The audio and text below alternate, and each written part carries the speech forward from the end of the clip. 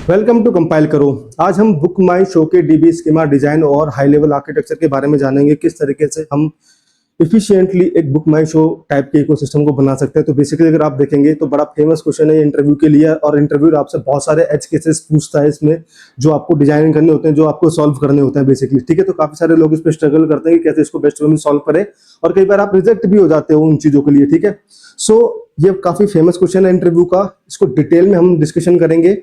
ठीक है, कुछ भी तरह का अगर आपका डाउट है, किसी भी तरह का कुछ भी अगर आपका डाउट है तो आप कमेंट बॉक्स में जाके कमेंट कर सकते हैं, और इस वाले सेशन को आप एंड तक देखना, आपको बहुत कुछ सीखने को मिलेगा। ठीक है, तो बेसिकली पहले मैं स्टार्ट करता हूँ बुक माई शो के ओवरऑल डिजाइन से। तो बेसिकली अगर आप देखेंगे तो आपके पास में अगेन सबसे सिंपल बात है कि आपके पास यूजर सर्विस होगा, एक ऑर्डर सर्विस होगा जो कि ऑर्डर एक्सेप्ट करेगी आपके पास में। ठीक है, ऑर्डर के बाद में आपके पास एक बुकिंग सर्विस होगा।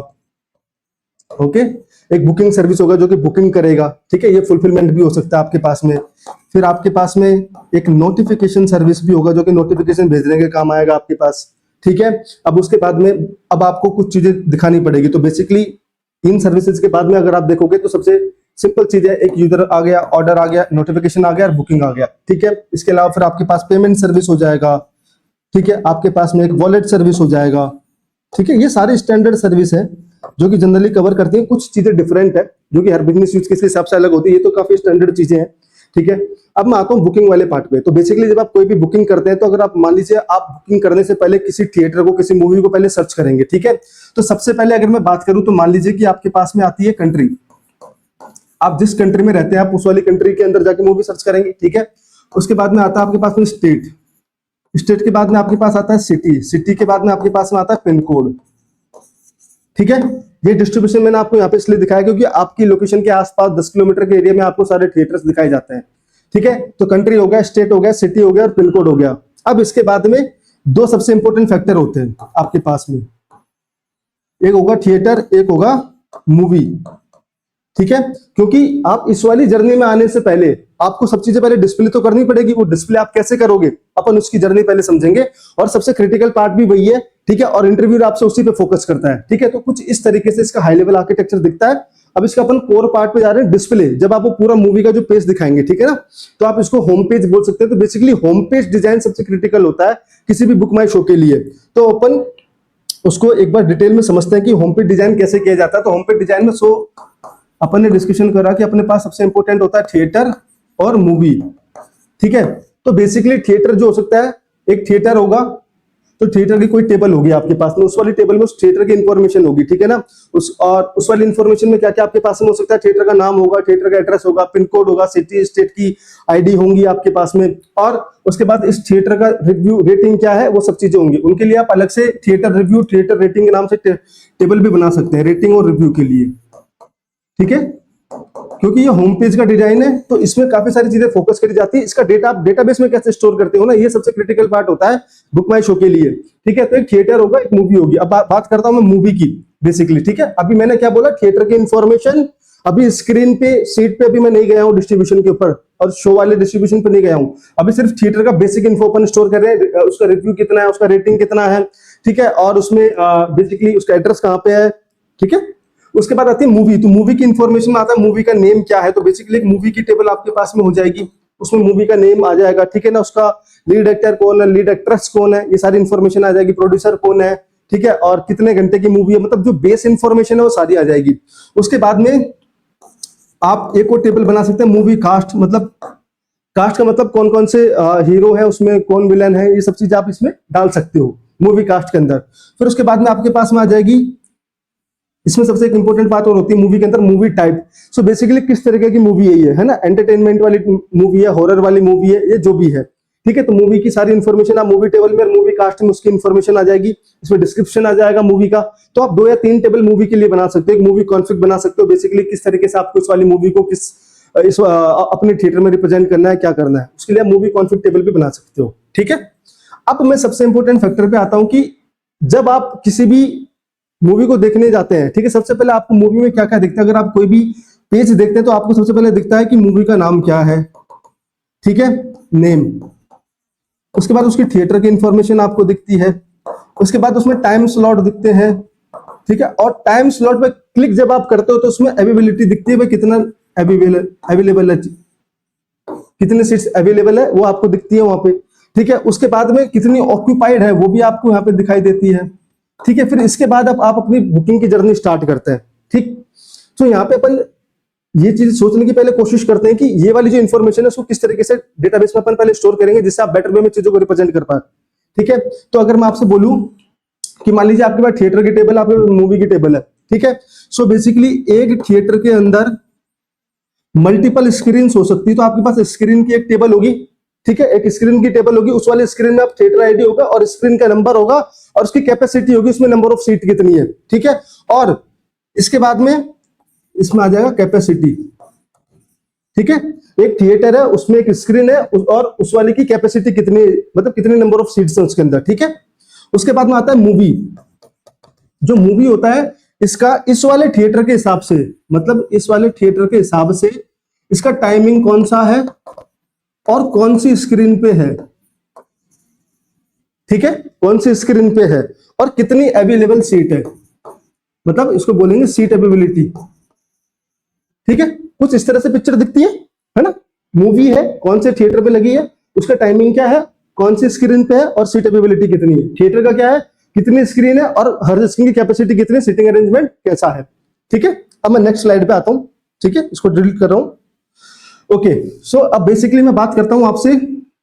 तो अगर आपके पास जो थिएटर होगा, ठीक है, थिएटर के बाद आपके पास में स्क्रीन होगा। अब ये वाली जो स्क्रीन है इसकी एक सीटिंग कैपेसिटी होगी, ठीक है, कैपेसिटी, वेट। सो बेसिकली आप कैसे स्टोर करेंगे इस वाले डेटा को, ये क्वेश्चन पूछा जाता है इंटरव्यू में कि आप सीट का डेटा कैसे स्टोर करेंगे। तो मैं थिएटर स्क्रीन के हिसाब से उसकी कैपेसिटी प्लानिंग कर रहा हूं, ठीक है। तो यहां पे आप क्या करोगे, स्क्रीन कैपेसिटी, अभी के लिए मैं इसको बोल रहा हूं स्क्रीन कैपेसिटी, ठीक है। इसमें जो आपके पास में सीट आएंगी कैसे आएगी, T_ID S_ID, मतलब थिएटर आईडी और स्क्रीन आईडी, ठीक है। और सीट नंबर कौन सा है, सीट नंबर अगर मान लीजिए ए है, सीट का नंबर कितना है, मतलब रो नंबर क्या है ए, और कॉलम नंबर क्या है आपके पास में 1, और इसका सीट का टाइप क्या है, सीट का टाइप अगर मैंने बोल दिया कि लग्जरी सीट है मतलब एल है ये, है ना। गोल्डन भी हो सकती है, प्रीमियम भी हो सकती है और प्लेटिनम भी हो सकती है, तो मैंने बोला कि लग्जरी सीट है, ठीक है। और इसमें ये भी आ सकता है कि ये नॉर्मल सिटिंग सीट है कि सोफा टाइप की सीट है, तो ये भी आप डाल सकते हो, मैंने बोल दिया सोफा टाइप की सीट है। तो इस तरीके से आप किसी भी एक रो को रिप्रेजेंट करते हैं जब कैपेसिटी प्लानिंग करते हैं ना उस वाले स्क्रीन की सीट के लिए। तो आपने बोला थिएटर आईडी, स्क्रीन आईडी, रो का नाम क्या है, कॉलम का नाम क्या है और उसका सीट का टाइप क्या है, प्लेटिनम है, गोल्डन है, और उसके बाद में इसमें आपने बोला कि ये रेक्टाइलर है या फिर आपके पास में सिंपल सीटिंग वाली सीट है। अब आ गए यहाँ पे, ठीक है। इस तरीके से आप स्क्रीन की कैपेसिटी को डिजाइन कर देते हो, ठीक है। अब इसके बाद में आता हूं मूवी। ध्यान रखना, इसी तरीके से आप बोलोगे तब जाके इंटरव्यू को समझ में आएगा और वो डॉट कनेक्ट कर पाएगा चीजों को लेके, ठीक है। उसके बाद मैं आता हूं मूवी पे। तो बेसिकली मूवी किस में लगेगी, एक थिएटर में लगेगी, ठीक है। एक थिएटर में मूवी लगेगी, एक थिएटर में जब मूवी लगेगी तो मूवी की टाइमिंग्स मल्टीपल होंगी, ठीक है। मूवी की टाइमिंग मल्टीपल होंगी, तो बेसिकली आपके पास में मूवी टाइमिंग की एक टेबल होगी, उसमें आपके पास में थिएटर आईडी होगा, मूवी, वेट, आपके पास एक थिएटर T_ID मतलब थिएटर आईडी, एक M_ID मतलब मूवी आईडी होगा आपके पास में, और आपके पास एक टाइमिंग होगा यहाँ पे, ठीक है। टाइमिंग आपके पास में हो गया 10:45 हो गया, 10:30 हो गया, ठीक है। उसके बाद में डेट होगी, किस डेट के लिए आपने टाइमिंग डाला है ये, ठीक है ना। तो आपकी मूवी की सारी टाइमिंग यहाँ पे आ गई, और ये कौन सी स्क्रीन के ऊपर आप दिखाओगे तो स्क्रीन की इंफॉर्मेशन भी आपको यहाँ पे रखनी पड़ेगी। तो आप screen_id भी यहाँ पे दिखा दोगे। जनरली स्क्रीन आईडी आपको जब डिस्प्ले करते हैं तब स्क्रीन आईडी नहीं दिखाते हैं, बट आपको यहाँ पे दिखाना पड़ेगा, क्योंकि जैसे आपने यहाँ पे टाइमिंग में सीट बुक करी, ठीक है, इस वाली बुकिंग के साथ में फिर आपको ये वाली एसआईडी को ऑक्यूपाइड करना, मतलब इस वाली एसआईडी को प्रिंट करना होता है कि इस वाली स्क्रीन में मैं ये वाली मूवी दिखाऊंगा, ठीक है। तो आपने मूवी की इंफॉर्मेशन को रख लिया एक टेबल के अंदर, आपने सीट की कैपेसिटी को रख लिया, तो आपके पास में मूवी सॉर्ट आउट होगी और सीट की कैपेसिटी सॉर्ट आउट हो गई है, ठीक है। अब इन दोनों में लिंक करना है मुझे। अब इन दोनों में लिंक कैसे होगा कि इस वाली मूवी के लिए कौन सी स्क्रीन है, तो स्क्रीन आईडी मैंने यहाँ पे दे रखा है, थिएटर आईडी मेरे पास में और मूवी आईडी मेरे पास में। तो थिएटर आईडी और स्क्रीन आईडी से, ठीक है, मैं सीट की कैपेसिटी निकाल लूंगा, ठीक है। अब इसमें से कितनी सीट ऑक्यूपाइड है और कितनी सीट ऑक्यूपाइड नहीं है ये पता कैसे करोगे। तो बेसिकली आप क्या करोगे कि किसी भी मूवी के लिए, किसी भी थिएटर में किसी भी मूवी के लिए जो उसकी स्क्रीन आईडी है ना, इसको एक की बनाओगे, तो TID_MID_SID_ ये आपके पास एक सॉर्टेड सेट बनाएंगे रेडिस के अंदर। बहुत ध्यान से समझना इसको, ठीक है। रेडिस में सॉर्टेड सेट बनाएंगे। क्यों बनाऊंगा? ठीक है, क्योंकि इफिशिएंटली ये मेरे को चीजों को मैनेज करके देता है ना।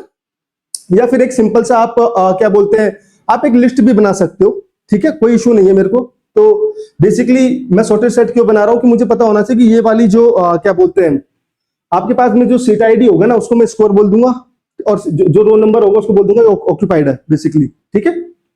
तो बेसिकली आप टीटीएल के साथ में आप सॉर्टेड सेट बना देंगे, क्योंकि कल की तारीख में अगर मुझे दिखाना हो कि किस ऑर्डर में मेरा सीट भरा था, तो उसके लिए मेरे पास ये इन्फॉर्मेशन काम आती है, ठीक है। इस वजह से मैं सॉर्टेड सेट में जाऊंगा और इस वाली इन्फॉर्मेशन को डालूंगा। तो बेसिकली आप इसका नाम क्या रखेंगे, सीट बुकिंग करके आपने इसका नाम दे दिया सेट का।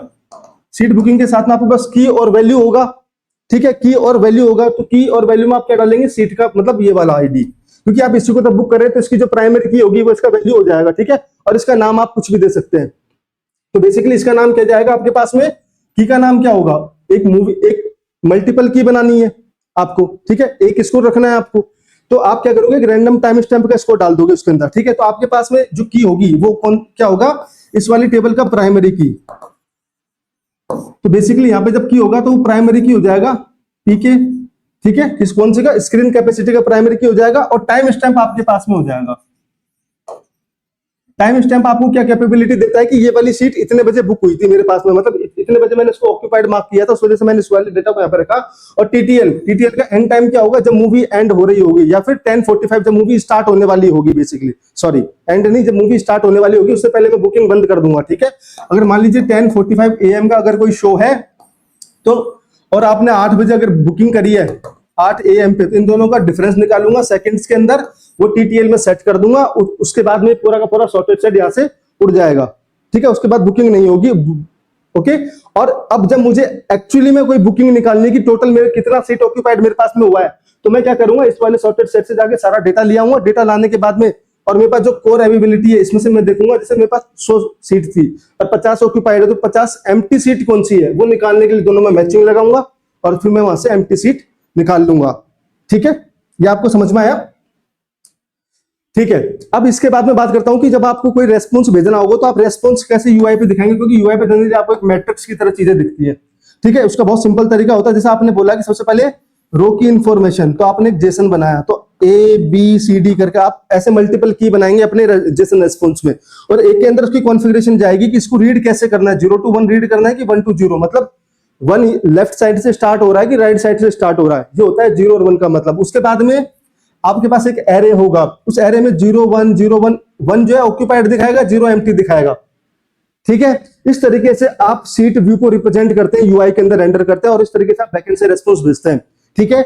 आपके पास में एक रो होता है, उस रो का कॉन्फ़िगरेशन होता है, और उस रो में कितनी सीट ऑक्यूपाइड है कॉलम वाइज, वो सारी इंफॉर्मेशन, और उसको रीड कैसे करना है, लेफ्ट टू राइट करना है कि राइट टू लेफ्ट रीड करना है, ठीक है।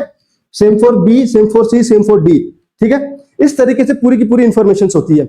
अब इनकी मैं प्राइसिंग की बात करता हूं कि इनकी प्राइसिंग आप कैसे स्टोर करते हैं। तो बेसिकली प्राइसिंग का आपके पास एक टेबल होता है, ठीक है। तो प्राइसिंग का टेबल कैसे होगा, आपके पास में थिएटर आईडी होगा, मूवी आईडी होगा, ठीक है, थिएटर आईडी होगा, मूवी आईडी होगा आपके पास में, स्क्रीन आईडी होगा आपके पास में, और आपके पास में सीट आईडी होगा, सीट का भी एक आईडी होगा आपके पास में, और उसके बेसिस पे उसकी प्राइस होगी। अब मैंने यहाँ पे अगर आप देखोगे तो जनरली आप देखोगे कि मैंने डीनॉर्मलाइज वे में सारी टेबल रखी है, ठीक है। अगर आप नॉर्मलाइज वे में रखेंगे तो फिर आपको नेस्टेड जॉइन लगाने पड़ेंगे जो कि स्केलेबल नहीं होते हैं, इसलिए मैंने यहाँ पे डीनॉर्मलाइज वे में सारे वापस आईडी को डुप्लीकेट मार्क किया है। मुझे पता है मैं सीट आईडी से सारी इंफॉर्मेशन निकाल सकता हूँ, लेकिन मैं ये इन्फॉर्मेशन यहाँ पे भी रखूंगा, तो मेरे पास डायरेक्ट इन्फॉर्मेशन ये आएगी और इसके बेसिस पे सीधा प्राइस निकाल के सिंगल लुकअप पे दे दूंगा, ठीक है। इस वजह से मैंने यहाँ पे डीनॉर्मलाइज वे में सारी टेबल्स बनाई है। तो जब आप किसी भी सिस्टम को स्केल करते हैं तो आपको डीनॉर्मलाइज वे में टेबल्स बनानी पड़ती है, जो कि आपको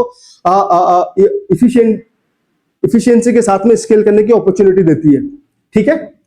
इस तरीके से आप पूरी तरीके से आप पूरे सीट को डिजाइन कर सकते हो कि बुक माई शो की सीट जो है किस तरीके से डिजाइन करी जाती है, किस तरीके से कैपेसिटी प्लानिंग करी जाती है, किस तरीके से चीजों को डिस्प्ले किया जाता है और किस तरीके से रखा जाता है। आप सॉर्टेड सेट की तरह एक सिंपल एक एरे भी मेंटेन कर सकते हैं, एक सिंपल सेट भी मेंटेन कर सकते हैं, ठीक है। सेट के अंदर आपके पास क्या होगा, सिर्फ उसका क्या बोलते हैं सीट का आईडी आप स्टोर कर लेंगे और उसको निकाल के आप काम कर लेंगे। मैंने टाइम स्टैम्प जानबूझ के यहाँ पे रखा कि आपको फ्यूचर में अगर ये देखना है कि ये वाला सीट कितने बजे बुक हुआ था, किस बेसिस पे बुक हुआ था, ओवरलैपिंग तो नहीं है। जनरली आप वो वाली चीजें ऑर्डर से भी निकाल सकते हो, बट उस समय पे जो टाइम स्टैम्प होता है उनमें मिली सेकंड का डिफरेंस आ जाता है, थोड़ा सा सेकंड्स का। इस वजह से एग्जैक्ट टाइम अगर आपको जानना है इसकी बुकिंग कितने बजे हुई थी, तो आप रेडिस में सेट करने के बाद ये बता दोगे मेरी बुकिंग हो चुकी है। ठीक है, इस वजह से मैंने आपको यहाँ पे सॉर्टेड सेट के थ्रू बताया। जनरली आप सेट का भी यहाँ पे यूज कर सकते हैं। अब सबसे इंपॉर्टेंट प्रॉब्लम पे आते हैं, इसको इरेज कर रहा हूं मैं, कि जब आप कोई भी सीट को बुक करने आते हैं, ठीक है, वहां पे सबसे बड़ी प्रॉब्लम होती है कंकरेंसी की। तो बेसिकली अगर एक सीट के लिए मल्टीपल लोग अगर आ रहे हैं आपके पास में, ठीक है, तो आप क्या करते हो, बेसिकली ये थिएटर आईडी है ना, और आपके पास में ये मूवी की आईडी है, ये स्क्रीन की आईडी है, या फिर आपके पास ये सीट आईडी आ रही है। ठीक है, सीट आईडी आपके पास में आ रही है, तो इनके बेस इसको आप रेडिस में डाल दोगे। रेडिस में डाल दोगे तो दूसरी रिक्वेस्ट आएगी, पहले चेक करेगी, ठीक है, अगर ये की एग्जिस्ट करती तो वहीं से रिटर्न कर देगी भाई इसका भैया अभी पेमेंट इन प्रोसेस है, फिर या ऑपरेशन इन प्रोसेस है, तो आपको मैं अलाउ नहीं करता हूं। तो इस तरीके से आप कंकरेंसी को रिड्यूस कर सकते हो आप रेडिस लॉक लगा के। अगर आपको ये चीज डीबी लॉक के थ्रू अगर सॉल्व करनी है तो आप कैसे करेंगे, तो दो तरह के लॉक होते हैं डीबी में। ऑप्टिमिस्टिक लॉक होता है, ऑप्टिमिस्टिक होता है, एक पेसिमिस्टिक होता है। ठीक है, इनके बारे में मैं आपको जब मैं डीबी डिजाइन बताऊंगा, जब समझाऊंगा, तो अभी मैं आपको बेसिक बता देता हूं। तो ऑप्टिमिस्टिक लॉक में होता क्या है कि कंकरेंट जब राइट होते हैं, ठीक है, तो कमिट टाइम पे चेक किया जाता है कंफ्लिक्ट है कि नहीं है। ठीक है, और पेसिमिस्टिक में क्या होता है कि पहले ही लॉक ले लिया जाता है राइट पे, ठीक है, बाद में कंफ्लिक्ट मतलब बाद में कंफ्लिक्ट चेक नहीं किया जाता है, इसमें पहले ही लॉक ले लिया जाता है पेसिमिस्टिक में। ठीक है, पहले आप लॉक ले लोगे राइट के ऊपर, आप किसी और को राइट नहीं करने दोगे, दूसरा जो राइट करने आएगा उसको वेट करना पड़ेगा। ऑप्टिमिस्टिक में क्या होता है कि आप उसको राइट अलाउ करते हो, और जब आप फाइनली कमिट करने जाते हो उससे पहले आप एक्टिव कमिट चेक करते हो अगर वहां पे कोई कंफ्लिक्ट है क्या नहीं है। अगर कोई कंफ्लिक्ट नहीं है तो आप चीजों को आगे कमिट कर देंगे, अदरवाइज आप नहीं करेंगे। ठीक है, अदरवाइज आपको वापस रिवर्ट करके पूरी जर्नी वापस चलानी पड़ेगी, जो कि टाइम टेकिंग होगी। तो बेसिकली कंकरेंसी को बेटर वे में हैंडल करने के लिए आप पेसिमिस्टिक लॉक का यूज करते हैं, ऑप्टिमिस्टिक जनरली आप लोग अवॉइड करते हैं। ठीक है, क्योंकि ऑप्टिमिस्टिक में आपको कमिट टाइम पे चीजें पता लगती हैं, है ना, जो कि आपकी लेटेंसी बढ़ा देंगी। इस तरीके से कंकरेंसी प्रॉब्लम को सॉल्व किया जाता है। बेसिकली एक तो रेडिस वाला आपके पास में रेडिस लॉक हो गया, ठीक है, और दूसरा आपके पास में डीबी लेवल पे आप किस तरह की लॉकिंग का यूज करेंगे जिससे आप कंकरेंसी को इजीली हैंडल कर सकते हो। ठीक है, तो इस वाले सेशन में हमने डिटेल जानी पूरी बुक माई शो के लिए। तो हमने कैसे जाना कि कंट्री होता है, उसमें स्टेट होगा, उसमें सिटी होगा, उसके अंदर थिएटर्स होंगे, थिएटर में स्क्रीन होंगी, स्क्रीन में मूवी होंगी, मूवी का कुछ कॉन्फ़िगरेशन होगा, कुछ टाइमिंग होगी, और स्क्रीन की सीट की कैपेसिटी होगी। उसके बेसिस पे हमने सारा डीबी स्कीमा डिजाइन करके मैंने आपको बताया किस तरीके से चीजों को प्लान किया जाता है। ठीक है, किस तरीके से रेडिस का एफिशिएंटली यूज किया जाता है ऑक्यूपेंसी निकालने के लिए, और वाला डेटा आप किसी टेबल के अंदर भी रखेंगे जब आप ऑक्यूपाइड करेंगे। तो अगर रेडिस फ्लैश आउट हो गया तो आपको बैकअप के लिए डेटा चाहिए ना, इस वजह से। ठीक है, और उसके बाद में आप क्या कर सकते हो कि आपके पास जो प्रीवियस मूवी उसका डेटा आप इजीली पार्टीशंस वाइज आप ब्रेक कर दोगे। ठीक है, आप डे वाइज पार्टीशन बना सकते हो, वीक वाइज पार्टीशन बना सकते हो, और डेटा को डंप कर सकते हो, और आप उसको एनालिटिक्स वाले जर्नी में भेज सकते हो। ठीक है, इस तरीके से आपकी पूरी की पूरी जर्नी काम करती है बुक माई शो के आर्किटेक्चर्स के लिए। और इसी तरह के इंटरेस्टिंग आर्किटेक्चर को जानने के लिए जुड़े रहिए हमारे साथ में। Thank you.